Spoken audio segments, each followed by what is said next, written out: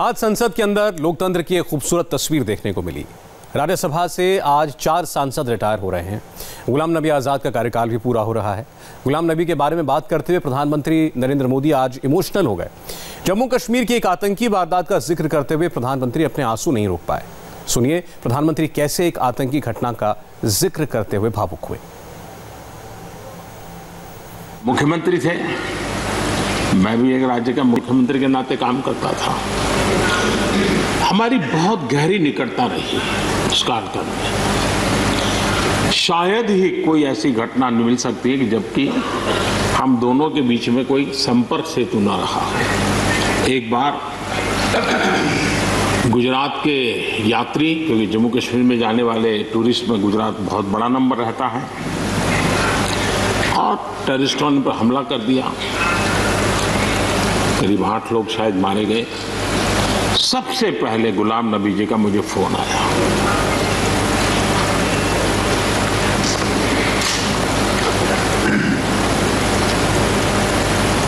और वो फोन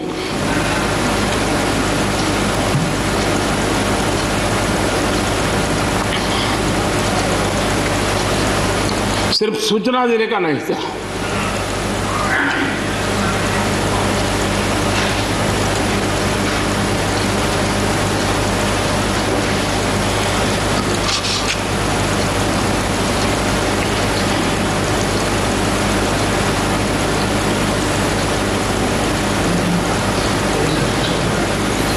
उनके आंसू रुक नहीं रहे थे। फोन पे उस समय प्रणब मुखर्जी साहब डिफेंस मिनिस्टर थे। मैंने उनको फोन किया। मैंने कहा साहब अगर फोर्स का हवाई जहाज मिल जाए डेड बॉडी को लाने के लिए। रात देर हो गई थी। प्रणब मुखर्जी साहब ने कहा आप चिंता मत कीजिए, मैं करता हूँ व्यवस्था। लेकिन रात में फिर गुलाम नबी जी का फोन आया। वे एयरपोर्ट थे।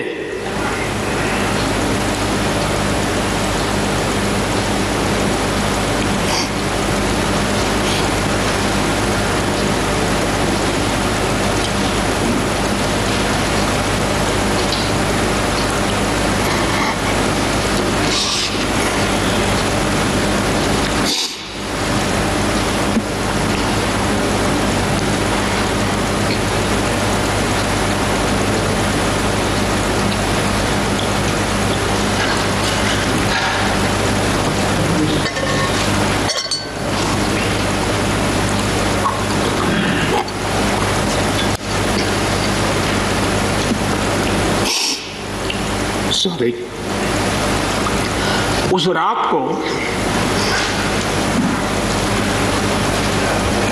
एयरपोर्ट से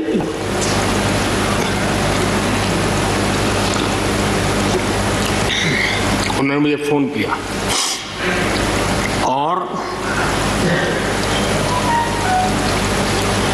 जैसे अपने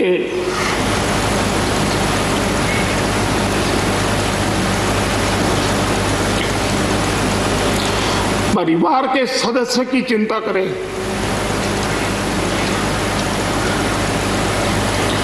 वैसी चिंता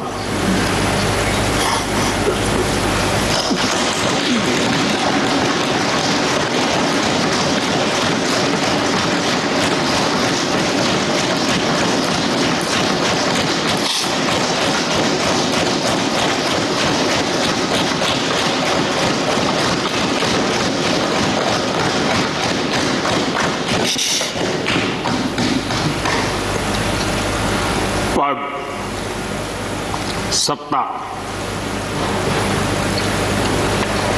जीवन में आती रहती है, लेकिन उसे कैसे पचाना,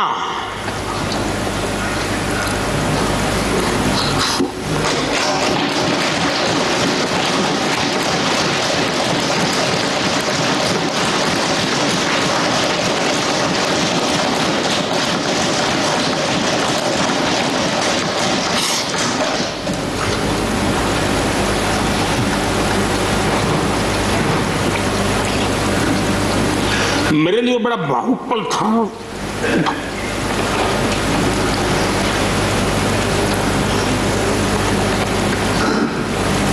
दूसरे दिन सुबह फोन आया तो मोदी जी सब लोग पहुंच गए।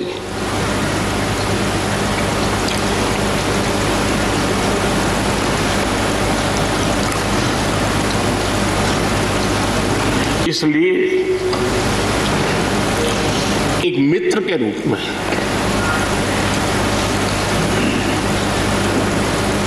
गुलाम नबी जी को घटना और अनुभव के आधार पर मैं आदर करता हूं।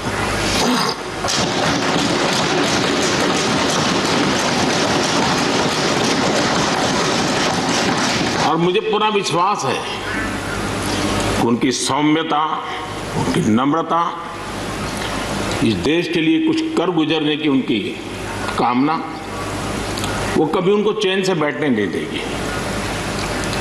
और मुझे विश्वास है कि जो भी दायित्व जहां भी वो संभालेंगे वे जरूर वैल्यू एडिशन करेंगे, कंट्रीब्यूशन करेंगे और देश उनसे लाभान्वित होगा। ये मेरा पक्का विश्वास है। मैं फिर एक बार उनकी सेवाओं के लिए आदरपूर्वक धन्यवाद करता हूं और व्यक्तिगत रूप से भी मेरा उनसे आग्रह रहेगा कि मन से मत मानो कि अब आप इस सदन में नहीं हो। आप के लिए मेरे द्वार हमेशा खुले, इन चारों माननीय सदस्यों के लिए खुले हैं। आपके विचार, आपके सुझाव, क्योंकि देश में सब बहुत जरूरी होता है। ये अनुभव बहुत काम आता है, मुझे मिलता रहेगा। ये अपेक्षा मैं रखता ही रहूँगा। आपको मैं निवृत्त होने नहीं दूंगा।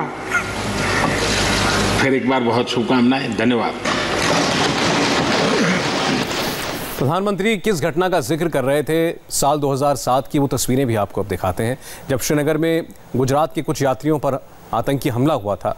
श्रीनगर एयरपोर्ट से उनके शवों को गुजरात रवानगी के वक्त गुलाम नबी आज़ाद बतौर मुख्यमंत्री फूट फूट कर रोते हुए दिखाई दिए थे।